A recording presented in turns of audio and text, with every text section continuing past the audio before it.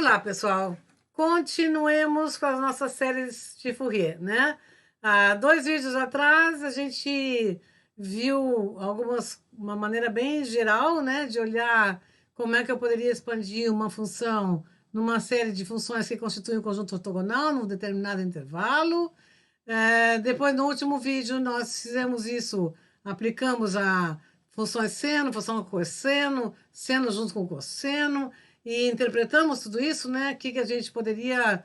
Primeiro, que a gente estaria trabalhando com funções periódicas, né? Então, poderíamos fazer prolongamentos periódicos ou prolongamentos periódicos pares, ou dependendo da função, tinha várias interpretações. Bom, agora, nesse vídeo desse momento, nós vamos continuar trabalhando com séries de Fourier, mas dessa vez não são funções periódicas. A gente vai trabalhar com série de Fourier Legendre, que aí a gente usa os polinômios de Legendre, que nós vamos ver que também são conjunto ortogonal de funções de um certo intervalo, e também funções de Bessel. São as duas séries de Fourier que a gente vai trabalhar agora nessa vídeo de agora.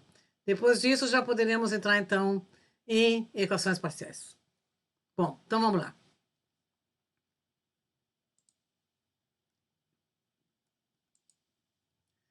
Série de Fourier Legendre e série de Fourier Bessel, como eu falei há pouco. Então, série de Fourier Legendre significa que a gente vai trabalhar com os polinômios de Legendre.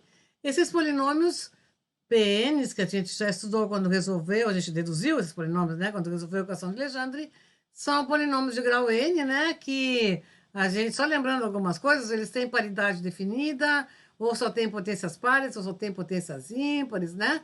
Bom, mas constitui um conjunto ortogonal completo no intervalo menos 1 mais 1. Por quê? Porque a gente pode mostrar, a gente não vai deduzir isso aqui, mas vocês podem, é interessante, escolham à vontade aí pares de polinômios de Legendre, e vocês vão ver que multiplicando dois polinômios distintos e fazendo a integral de menos 1 até mais 1, sempre vai dar zero.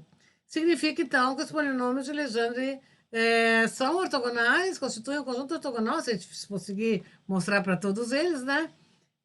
Conjunto ortogonal no intervalo menos 1 mais 1. Então, o que está escrito aqui é que pode-se mostrar que essa integral dá zero sempre que m for diferente de n, ou seja, se eu pegar dois polinômios diferentes um do outro, e se m for igual a n, eu vou estar então calculando o quadrado da norma, né, de um polinômio de Legendre, vai valer 2 sobre 2n mais 1, tá? Gente, como eu disse, nós não estamos demonstrando, vamos apenas usar este fato. Mas isso aqui se chama uma relação de ortogonalidade, porque ela está nos dizendo que o conjunto é ortogonal. Esses dois resultados, lembra que eu tinha falado da função delta de Kronecker no vídeo anterior, ou no outro vídeo anterior, antes ainda? A gente tem aqui, essa função usada aqui, significa, quando m for diferente de n, isso aqui dá zero, é o que temos lá em cima, e se o m for igual a n, essa função delta de Kronecker vale 1, e aí 1 vezes 2 sobre 2n mais 1 dá o resultado da segunda linha aqui. Então, em vez de escrever essas duas linhas, eu posso escrever apenas esta aqui de baixo, que está dizendo os dois de uma única vez. Muito bem. Conhecido, então, apresentado um conjunto ortogonal de funções no intervalo menos 1 mais 1, eu posso aplicar o que a gente já vem fazendo, né? Que é, se eu tenho uma função f de x contínua por partes desse intervalo, posso construir essa série calculando os coeficientes que multiplicarão os polinômios. Começa em zero porque o primeiro polinômio é o P0, né? E já sei também que esses coeficientes são calculados pela razão entre duas integrais. No denominador sempre vai ao quadrado da norma das funções. E no numerador vai o produto interno entre a função que eu estou querendo expandir, que está aqui e que vem aqui, né? Multiplicando os polinômios que eu estou querendo usar aqui na minha série de Fourier-Legendre. Então, essa vai ser chamada série de Fourier-Legendre com relação ao conjunto ortogonal PNs, n0, 1, 2, etc., no intervalo menos 1 mais 1.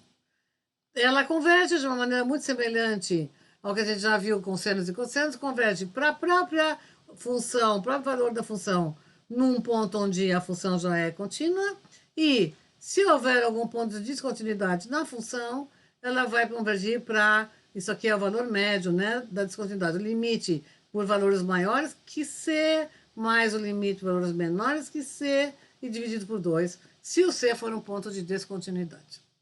Uma outra coisa interessante é, se eu quiser expandir uma função que ela por si só já é um polinômio de grau S, é óbvio que eu não vou precisar de outros polinômios de grau maior do que esse S, certo? Então, se eu quiser expandir um polinômio de grau S, a expansão será uma série finita, vai parar aqui no polinômio de grau S, tá? S aqui, S aqui. E vai ser S mais um termos, porque eu tenho desde o P0, né? Então, dá S mais um termos. Bom, outra coisa que eu coloco aqui também é que a gente, quando estudou a equação de Legendre, lá na videoaula 20, a gente viu que esta equação, por meio de uma mudança de variável, que seria x igual a cosseno θ, recai numa equação de Legendre. Então, pode ser que eu tenha alguma situação onde me apareça esta equação, eu vou fazer essa mudança de variável, vou recair na equação de Legendre, ou seja, as soluções serão não Pn de x, mas não Pn de θ, mas Pn de cosseno de θ, onde x seria igual a cosseno θ, ok? Bom, então, se eu tiver uma função g de θ, contínua por partes, e vejam aqui, o θ vai de 0 a π. Por quê? Porque θ de 0 a π significa cosseno θ, que é o argumento do polinômio, vai de menos 1 até mais 1, tá? Então, é onde está a ortogonalidade dos nossos polinômios de Legendre. Então, eu poderia também fazer uma expansão em série de polinômios com argumento cosseno θ, e aí vou calcular os coeficientes da mesma forma, só que em vez de x eu tenho cosseno θ. Então, cosseno θ de menos 1 a mais 1 é g de θ, Pn de cosseno θ de cosseno θ. É essa integral que eu vou ter que calcular. E aqui embaixo também, é só tem uma mudança de variável aí toda, que é com cosseno θ. Bom, e então aqui eu escrevi o inverso do denominador, tá aqui, 2n mais 1 sobre 2. E como eu tenho esse menos aqui na frente, vejam que esse menos aqui na frente não está aqui, porque aqui eu inverti a ordem. O cosseno θ aqui é de menos 1 até mais 1. No momento que eu coloco θ de 0 a π, eu estou indo de mais 1 até menos 1 no cosseno. Ou seja, eu inverti limite superior com limite inferior, me dá um sinal de menos, que com esse outro menos aqui acabou cancelando os sinais de menos. Bom, vamos a exemplos. Exemplo 1. Então, eu quero determinar uma expansão em série de Fourier-Legendre dessa função aqui, que é 0 para x de menos 1 a 0 e 1 para x entre 0 e 1. E quero também calcular o valor na descontinuidade x igual a 0. Então, está aqui a expansão em polinômio de Legendre, soma sobre n de 0 a infinito cnPn. Os coeficientes já sei que é assim que se calcula. Esse 2n mais 1 sobre 2 veio do denominador, que eu já inverti e coloquei aqui na frente, que a gente já tinha visto aqui em cima, então já estou usando isso pronto, tá? Aqui está o 2 sobre 2n mais 1, inverti, ficou na frente ali da integral que eu estou fazendo. Bom, então, aqui voltamos ao exemplo 1. Está aqui o 2n mais 1 sobre 2 e a integral, então, de f de x, Pn de x. Como o f de x está aqui, é 0 para x entre menos 1 até 0, então, a integral que é de menos 1 até mais 1, ela é uma soma da integral de menos 1, a integral de menos 1 a mais 1, é uma soma da integral de menos 1 até 0, onde aqui a função vale 0, mais uma soma de 0 até mais 1, onde a função vale 1, certo? Então, aqui é 0 e aqui vale 1, fica só essa segunda aqui, né? Que é o que eu tenho aqui no f de x, e ficou aqui 0 a 1, e aqui está 1, né? Que estaria ali, ok?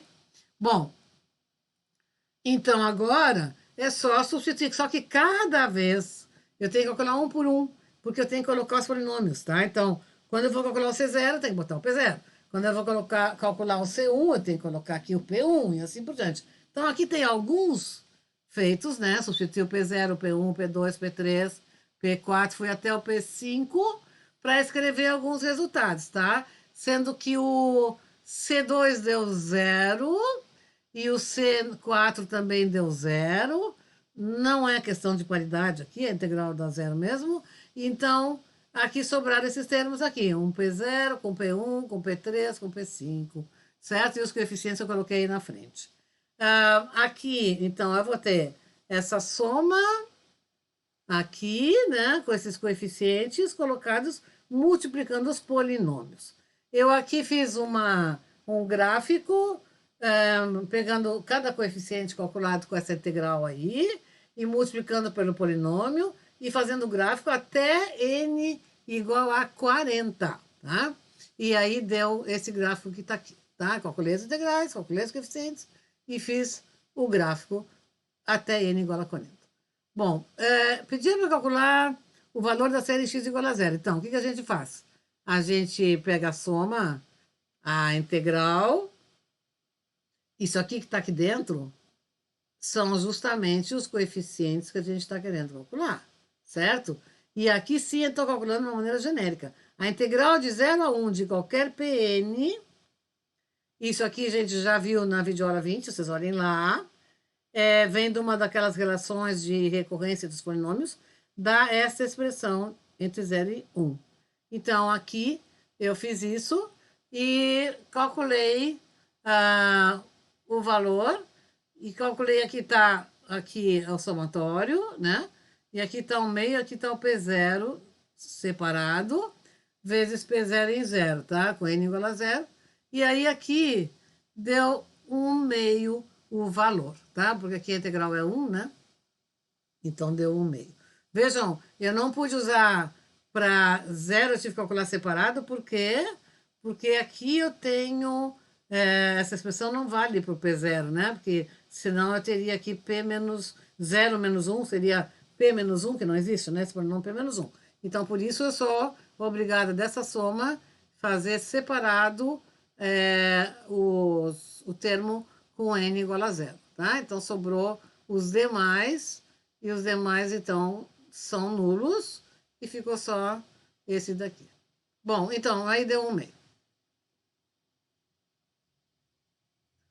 Agora aqui, o exemplo 2, eu quero essa função aqui, seno de π vezes x, expandida também para x entre menos 1 e mais 1. É só um pouquinho, tá? Eu não mostrei o meio é esse que a gente encontrou, esse aqui é esse valor aqui, ó. Aqui, 1 meio, 0,5, tá? Bom, aqui para f de x igual a seno de π vezes x, a mesma coisa, faço a integral para calcular aqui alguns ANs, né? E então calculei a n para n igual a 0, 2 e 4. Eu não preciso calcular, porque seno é uma função ímpar. Quando o Pn tiver índice par, par vezes ímpar dá ímpar, e a integral vai dar sempre 0, tá? Então, é isso que está escrito aqui. Então, eu calculo só aqueles que têm A1, A3, A5, etc. E aí eu calculei 3 deles aqui, tá? E depois, a série, então, fica assim. Esses são os coeficientes que dá. O primeiro multiplica P1, o segundo multiplica P3, como eu coloquei aqui. Depois o próximo multiplica P5. E fazendo o gráfico só desses 3, já dá uma boa aproximação. A série que eu obtive só desses 3 está aqui. Você observa que aqui ela está também. Aqui ela está num intervalo maior, tá? Mas aqui, então, só de menos 1 a mais 1. Aqui está a série e aqui está a função que eu estou expandindo, que é seno de π vezes x. Vejam que está muito boa a aproximação, né? A série, só com esses 3 primeiros termos aqui, já é o suficiente para representar a função nesse intervalo menos 1 mais 1. Se eu quiser ver fora desse intervalo, daí eu fiz aqui um intervalo maior, e aí eu vejo que em cima do menos 1 mais 1 dá exatamente em cima, só com 3 termos. E o resto aqui não interessa, né? Porque aqui nosso polinômio Legendre, só consigo trabalhar com o conjunto ortogonal no intervalo de menos 1 mais 1. Bom, prolongamento par, prolongamento ímpar. A gente já falou nessa palavra, só que era prolongamento periódico par, prolongamento periódico ímpar, quando a gente trabalhou com séries de Fourier seno ou série de Fourier cosseno. O prolongamento periódico ímpar era a série de Fourier cosseno, e prolongamento periódico par era série de Fourier de contrário, tá? Prolongamento periódico par é série de Fourier cosseno e prolongamento periódico ímpar é série de Fourier seno, são as funções que são ímpares, né? Aqui, como eu tenho também paridade definida nos polinômios, a diferença é que não tem aqui periodicidade. Então, eu também posso fazer prolongamento par, prolongamento ímpar, basta que eu pegue só polinômios pares ou só polinômios ímpares. Só que não vai ter periodicidade. Aqui coloquei, ó, sem periodicidade, tem nada a ver, tá? Então, por exemplo, se eu quiser prolongamento periódico par da função, eu vou pegar essa função f de x aqui e vou calcular uma série só com polinômios com índice par. E aí vou calcular, só colocar P2 e o f de x aqui, calcular essa integral.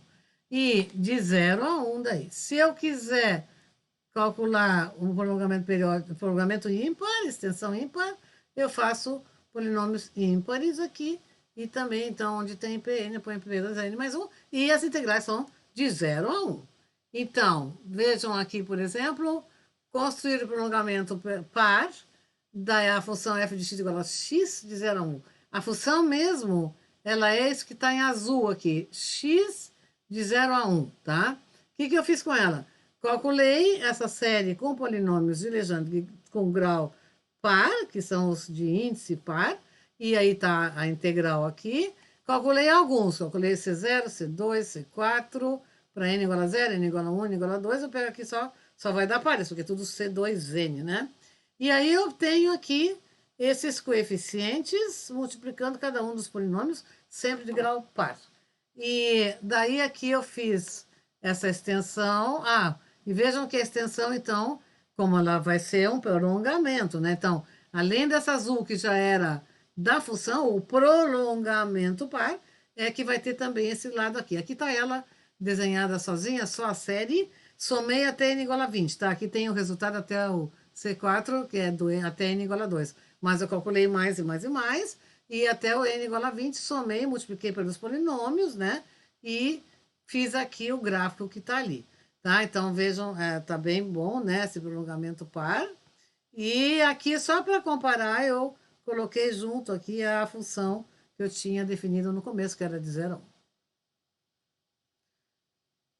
Bom, outra coisa aqui tem um exemplo de aplicação, apenas para mostrar que para fazer uma expansão de uma função que por si só já é um polinômio, eu não vou precisar de polinômios outros que não tenham grau, que tenham um grau maior que 3. Então, eu vou somar só até k igual a 3 aqui.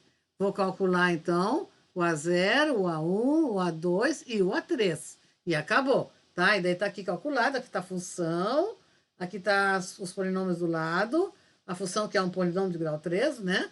Aí aqui cada um dos polinômios, está aqui calculado os coeficientes, e aí a resposta é aqui. Esse polinômio que foi dado é igual a 7 terços de P0 mais 3P1 mais outro terço P2 mais 2P3. É interessante a gente fazer a conta de trás para frente, ou seja, substituir o P3 aqui, o P2 aqui, o P1 e o P0, e ver que dá mesmo esse polinômio da onde eu comecei, isso que está escrito aqui.